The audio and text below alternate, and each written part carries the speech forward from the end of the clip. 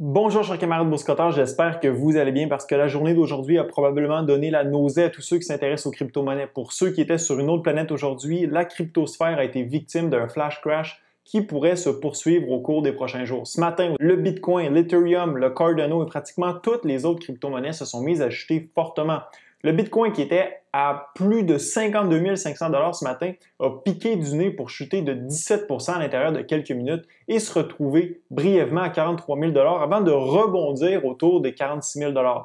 Même chose du côté de l'Ethereum qui est passé de tout près de 4 000 $ ce matin à 3 000 $ après une chute vertigineuse de plus de 20 % pour finalement rebondir autour de 3 400 $.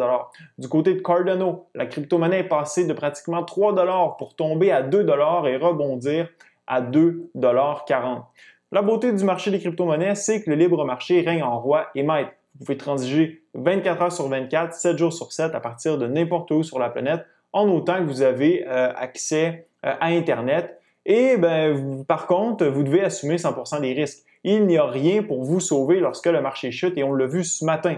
Aucun circuit breaker, aucun arrêt des transactions vous empêchant de vendre ou d'acheter, comme c'est le cas sur la bourse. Le seul élément pouvant supporter les prix, ce sont les acheteurs se présentant sur le marché pour acheter la baisse des cours. Autrement dit, la crypto, c'est pas pour les doux, ça reste volatile, spéculatif, et vous y investissez à vos risques et périls. Maintenant, qu'est-ce qui s'est passé ce matin pour que le marché des crypto-monnaies chute de cette façon? Difficile à dire. Clairement, une ou des whales, soit des gros détenteurs de crypto-monnaies, ont délesté une partie de leurs actifs pour que les prix chutent aussi rapidement et de manière aussi prononcée.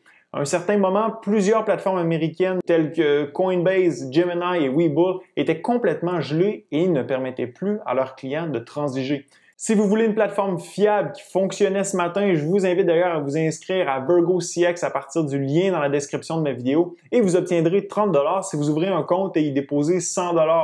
Un autre élément à prendre en compte, c'est qu'aujourd'hui avait lieu la légalisation officielle du Bitcoin comme devise ayant cours légal au Salvador. J'en ai parlé précédemment sur la chaîne, mais essentiellement, les Salvadoriens peuvent maintenant payer l'achat de leurs biens et services ainsi que leurs impôts en Bitcoin. Le Bitcoin vient s'ajouter au dollar américain qui était, avant cette modification législative, la devise ayant cours légal au Salvador. C'est difficile à croire, mais c'est bel et bien réel. Ce gars sur Twitter s'est présenté dans un McDonald's de San Salvador, la capitale du pays, ce matin et a pu payer son déjeuner en Bitcoin. Non seulement le Bitcoin a maintenant cours légal dans le pays, mais le président est en train de constituer un véritable trésor de guerre en vue de le redistribuer aux citoyens qui ouvriront un compte avec l'application nationale Chivo. En fait, lorsqu'un compte est ouvert, les Salvadoriens reçoivent 30 $ en Bitcoin. Vous pourriez penser que 30 $ ce n'est rien, mais pour un pays où 75 % de la population a un salaire annuel sous les 4 330 $ américains, c'est assez significatif. Le lancement officiel semble avoir été un peu plus difficile que prévu du côté technique avec l'application, mais le tout semble être rentré dans l'ordre actuellement. Est-ce que c'est l'élément qui aurait pu effrayer certains gros joueurs du marché? Je ne crois pas, mais on ne sait jamais. Peut-être était-ce aussi un sell the news event. Encore une fois, on ne peut que spéculer. Chose certaine, le Salvador a fait l'achat de centaines de bitcoins. Le président a tweeté hier que le pays avait fait l'acquisition de 400 bitcoins. Et au moment où le bitcoin était en chute libre ce matin, il a acheté la baisse de prix pour ajouter 150 bitcoins à la réserve nationale, ce qui fait qu'actuellement, le pays détient 550 bitcoins.